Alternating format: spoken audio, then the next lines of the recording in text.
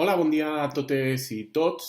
Soc Andrés Boix, soc professor de Dret Administratiu a la Universitat de València i us faig aquest petit vídeo simplement per convidar-vos a la Universitat d'Estiu de Gandia, que enguany la farem de forma no presencial, però no per això deixa de ser menys interessant. Com sabeu, la Universitat d'Estiu de Gandia enguany està focalitzada a l'estudi i l'anàlisi dels ODS, dels Objectius de Desenvolupament Sostenible, i una de les coses que volem fer és analitzar els pactes, les xarxes que cal teixir per poder posar en marxa moltes de les polítiques públiques que són precises per anar complint amb els objectius de desenvolupament sostenible.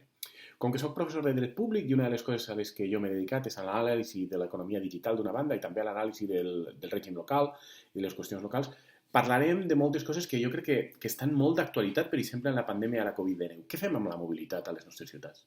El turisme canviarà també molt i com les ciutats organitzen el turisme, com ho fomenten, el règim fiscal, quin tipus de facilitat posen per a determinats models de turisme que són més sostenibles.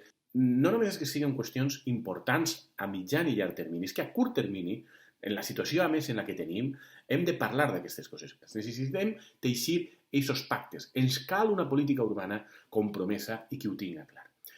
Amb això necessitem instruments també, instruments jurídics, i hem de veure quin és el marc jurídic. De tot això és del que parlarem una miqueta amb tots vosaltres a la Universitat d'Estiu de València si us apunteu per a vindre amb nosaltres aquest juliol.